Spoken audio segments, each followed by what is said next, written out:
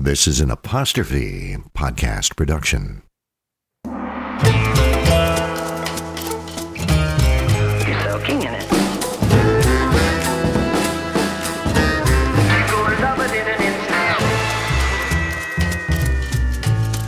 Your teeth look whiter than no.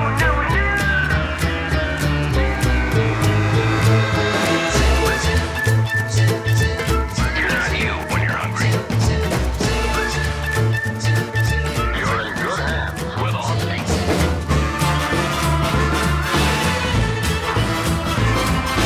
You're under the influence with Terry O'Reilly.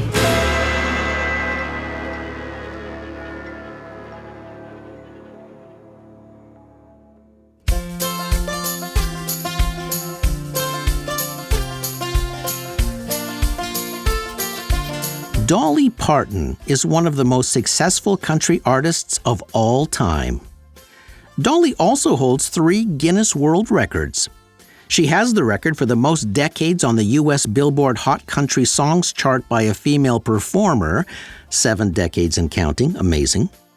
She has the most #1 hits on the Hot Country charts with 25, and she has the most total hits on the country charts by a female artist with an astounding 109. Dolly is one of a kind, and also has one of the most instantly recognizable looks in the entertainment industry. Big blonde wigs, high heels, bright costumes, and a big sense of humor about it all. When asked about her small feet once, she said they were tiny because nothing grows in the shade. As Dolly says, she is a self-made woman, and she has the doctor bills to prove it. In her memoir, Dream More, Dolly tells a very amusing story. One day, on a trip to Los Angeles, she heard about a Dolly Parton look-alike contest that was being held at a local bar. She had a kooky idea. Wouldn't it be funny to go down there and enter the contest herself? To do that, she decided to over-exaggerate everything about her appearance. She made her beauty mark bigger, her eyes bigger, her hair bigger. She made everything bigger. When she was all dolled up, Dolly and a group of her friends made their way down to the contest. When Dolly got to the bar, she didn't let on that she was the real Dolly Parton. She was given a number, like everybody else, and told to get in line. The contest was to be judged by the audience. Contestants were instructed to walk across the stage, and the votes would be cast by applause. The biggest applause would win. So, one by one, the contestants paraded in front of the audience. When it came to Dolly's turn, she smiled and sashayed across the stage. And lost. To a man. Not only that, Dolly Parton got the least applause. She said she was dying of laughter inside. Little did the contest know they had the real thing in their midst. Dolly Parton. There's no one like her. Well, almost no one.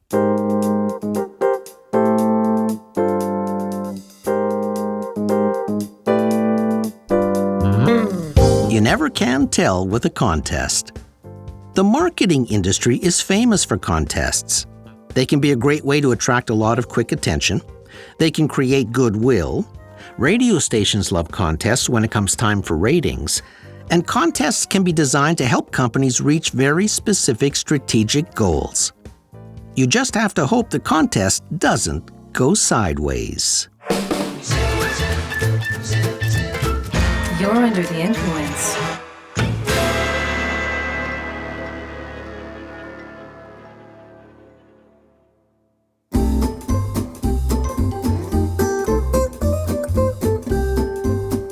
All marketing-driven contests have an underlying strategy. Take Goldfish crackers. They are a top-selling kiddie snack. But when the pandemic hit, the need for school snacks disappeared overnight. The Goldfish brand had to figure out a way to keep sales afloat in a very difficult time. So a new strategy was developed. In order to keep Goldfish sales from tanking, the task was to establish the fish-shaped crackers as a snack not just for kids, but also for adults. That plan was fueled by research, which had revealed that 40% of Goldfish crackers are consumed by adults. Because previous Goldfish advertising had been aimed at kids, an older audience was a big, untapped market. Another insight research unearthed was that adults don't eat Goldfish one by one like kids. They eat them by the handful. That led to a contest idea. Goldfish came up with a Go for the Handful challenge. The contest was to see who could hold the most Goldfish crackers in their hand at once. Now all Goldfish needed was a big advertising idea to promote the contest. Step 1, look for someone with big hands. That search led to the NBA. Boban Marjanovic is a 7'4", 290-pound center who plays for the Dallas Mavericks. He has the largest hands in NBA history, measuring 27 centimeters or 10.7 inches long and 30 centimeters or 12 inches wide. He was perfect. So Goldfish hired him to be the spokesperson for the contest. With Marjanovic in place, Goldfish posed the following challenge to the general public. Can you hold more goldfish in one handful than Boban? The contest was labeled Go for the Handful and was launched on TikTok. Nobody beats Boban. 1, 10, 20, too easy. 30, 40, 60, no stress for Boban. 90, 100, 150, 200. Getting nervous? 250. 301? I want to see you guys try. 301. Yep, Boban could hold 301 goldfish in one hand. That was the number to beat. The winner would be named the official spokeshand of Goldfish, would appear in Goldfish's social media, and they would get free crackers for a year. 25 runners-up would get a giant special edition bag of Goldfish signed by Boban. When Go for the Handful was launched, hundreds of thousands of people entered the contest. They found all sorts of creative ways of loading their hands with crackers. Some tried to outsmart the contest rules by using sticky substances like Miracle Whip or honey to keep the crackers from falling out of their hands. Even other NBA players took the challenge. TV commercials were produced to drum up even more interest in the contest. Impressive handful you got there. How many you think you got? Let me count real quick. 1 goldfish, 2 goldfish, 77 goldfish, 78 goldfish, 81, 82, 259, whoa, 261. In the first few weeks alone, the TikTok video got 9 billion, not million, 9 billion views. It would go on to have over 12 billion. 923,000 people submitted over 1.8 million videos. When TikTok viewers were asked what they thought about the Goldfish Challenge, 97% were positive. TikTok said the contest beat every single benchmark it had for success. And it was a big win for the cracker company, as all the contestants were adults, the exact target market the brand was after. The eventual contest winner was a woman named Michelle Chin, who somehow managed to hold 325 goldfish in her normal-sized hand. You gotta hand it to Goldfish. When it was all said and done, the cracker had attracted a new adult audience and enjoyed a 14% sales increase in the middle of the pandemic.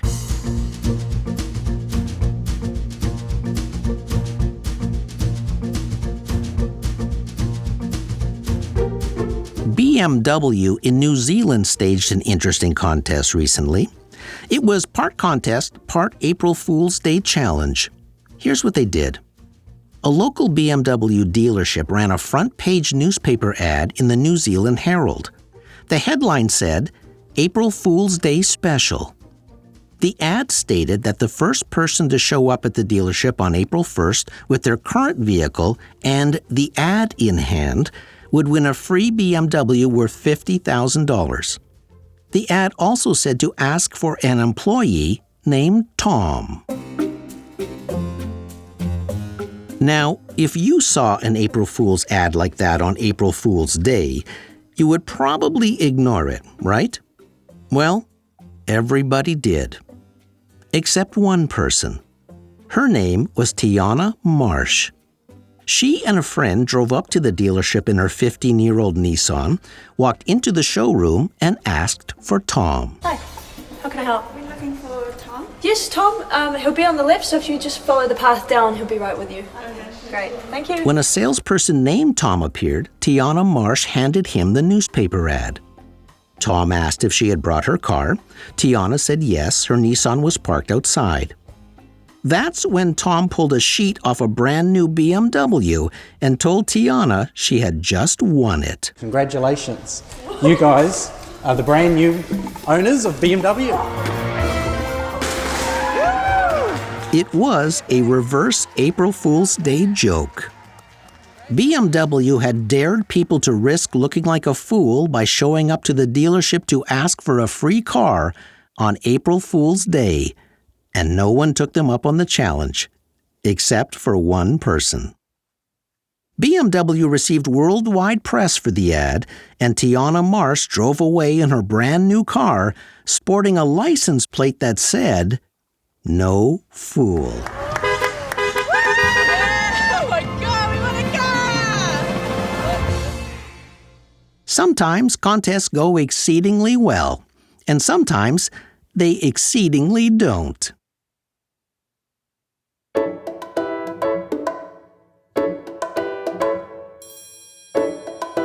Radio stations love contests. They usually happen during ratings periods, increasing the amount of time listeners tune in. That boosts the station's ratings, so the station can attract more advertising dollars. In Singapore, a radio station called Gold 905 created a contest called the Celebrity Name Drop. Gold 905 is a brand new game that can win you $10,000 worth of prizes, including cash and shopping sprees. It's Celebrity Name Drop. The station assembled a montage of 14 one-second clips of celebrity voices, each reciting one word of the following phrase that pays. Gold 905, the station that sounds good and makes you feel good. Gold 905. The station that sounds good and makes you feel good. Contestants had to correctly identify all 14 celebrity names in order to win the $10,000 prize. One day, a man named Mohammed Shalahan called in and rhymed off 14 names. He was told he got 13 of them correct. 2 weeks later, another listener called in and rhymed off the identical list and was awarded the $10,000 prize. That's when people on Facebook noticed that both answers had been exactly the same and wanted to know why Shalahan wasn't given the prize 2 weeks earlier. The station said Shalahan, who has a slight accent, had mispronounced the very first celebrity name in the sequence, which was Tony Hadley, lead singer of Spandau Ballet, and they said their decision was final. So, Mohammed Shalahan sent a Hail Mary email to Tony Hadley. After reviewing the recording of Shalahan pronouncing his name, Hadley sent back this video. Hi, Mohammed Shalahan. This is Tony Hadley here from the UK. Now, I've listened back to the tape, and as far as I'm concerned, you pronounced my name absolutely correctly. Tony Hadley, you might have said Hadley, it's a slight accent, but as far as I'm concerned, you said my name correctly. So you should be entitled to whatever the prize was. The radio station still refused to budge. When the BBC caught wind of the situation and contacted the station, Gold 905's position shifted slightly. It offered to make a goodwill gesture and give Shalahan half the prize money. That ignited a wave of outrage from listeners. With that, the radio station walked back its decision and decided to give both winners $10,000 each. The contest designed to increase ratings had created bad will with listeners, bad press, and it ended up costing the station $10,000 more than it had budgeted for. This much is true.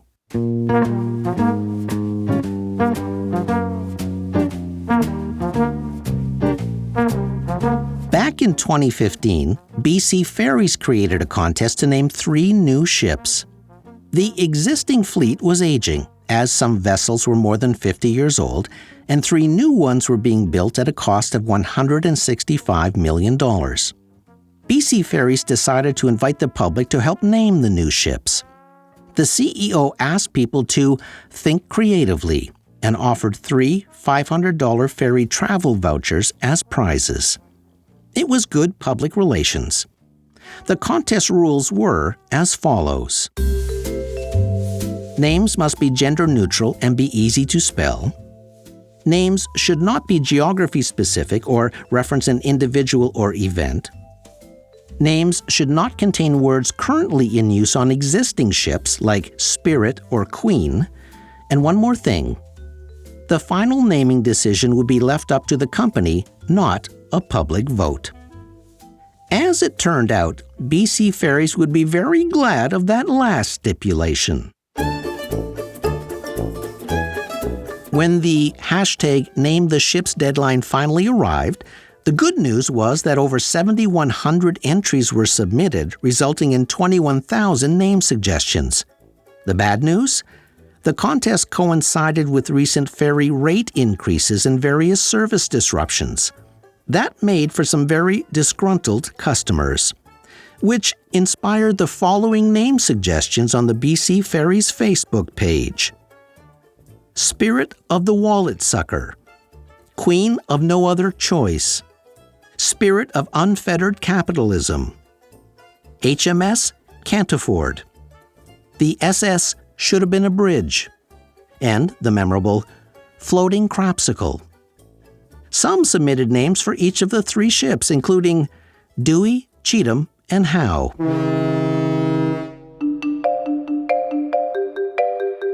The BC Ferries CEO did his best to put a positive face on the proceedings, saying the humorous suggestions and the resulting press really helped promote the contest, throwing an arm around the "there's no such thing as bad press" theory. When the contest finally ended, the BC Ferries Executive Management Committee looked at all the entries and chose the following 3 names: the Salish Orca, the Salish Eagle, and the Salish Raven. Proving that age-old business maxim, sometimes you don't count the votes, you weigh them.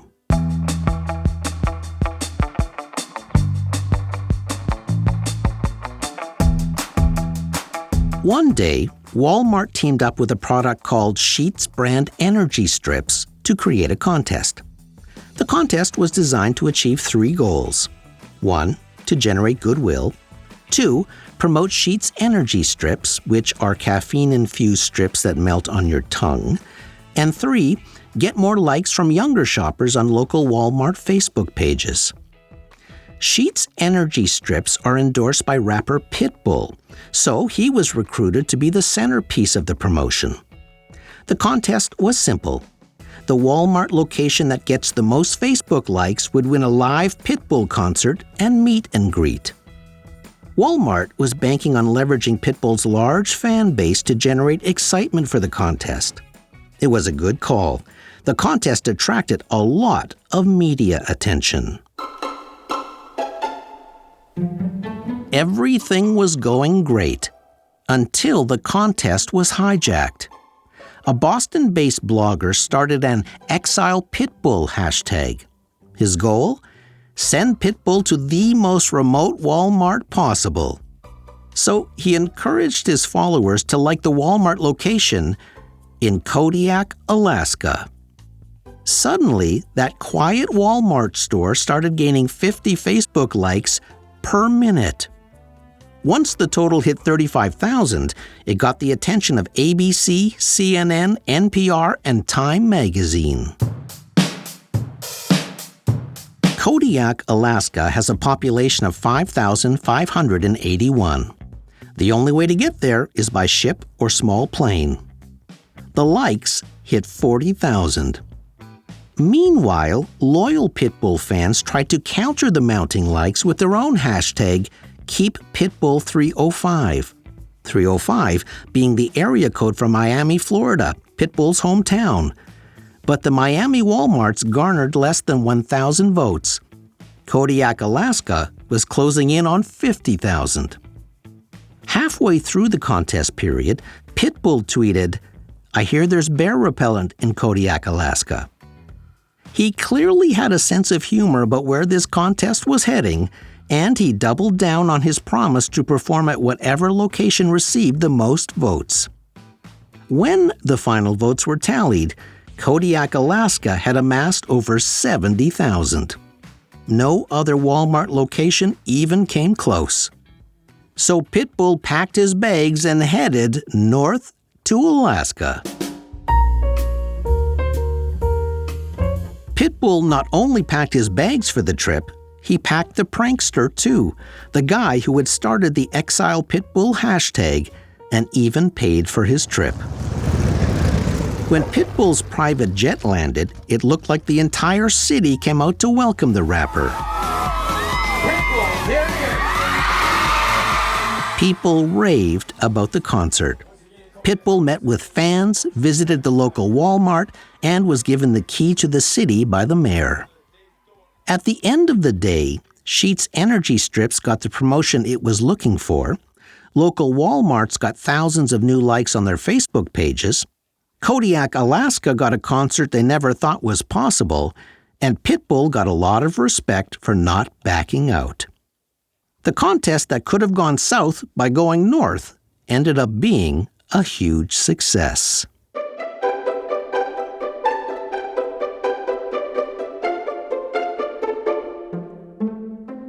The local government of Fort Wayne, Indiana, needed a name. It had just built a new civic center and invited the public to weigh in. A web page was created called feedbackfortwayne.org, where suggestions could be posted and the public could vote for the name they liked best. Over 30,000 votes were cast. 24,000 of them were for one name in particular, Harry Baals. Harry Baals was one of the most beloved mayors in the city's history. He was the longest tenured mayor, serving 4 terms, first from 1934 to 1947, then again from 51 to 54. Not only was he respected and incredibly dedicated, he died while in office. That's why Fort Wayne residents overwhelmingly voted to call the civic building the Harry Baals Government Center. Not everybody was on board with that idea. Harry Baals was the mayor of Fort Wayne back in the 1930s and 40s. He even served a term in the 1950s. We have a street named after Harry Baals, so what's the big deal about naming the new city-county government building after him? Local politicians acknowledged that Harry Baals was a respected mayor in his time, but worried that not everyone outside of Fort Wayne would know that.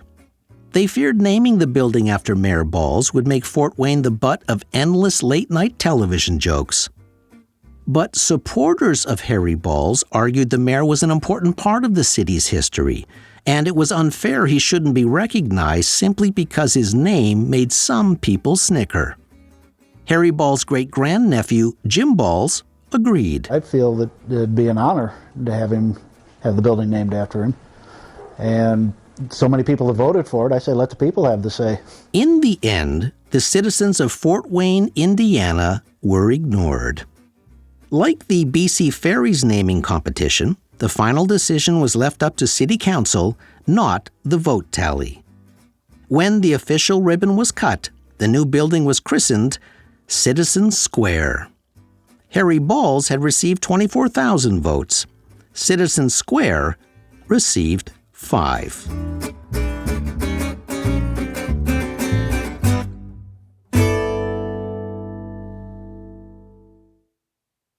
Contests can be tricky things.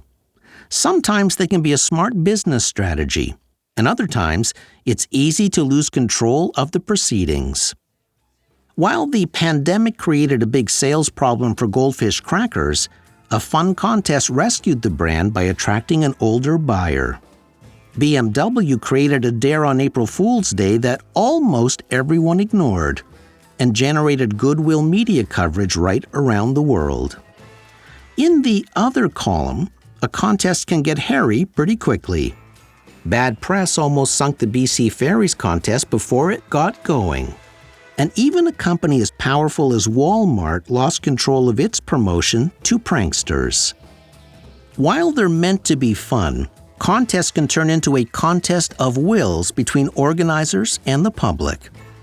When the public is invited to vote on a decision, companies have to give over a certain amount of control. Maybe not over the final results, but definitely over the journey to get there. As Fort Wayne discovered, it can be a very bumpy ride from Harry Baals to Citizen Square when you're under the influence. I'm Terry O'Reilly.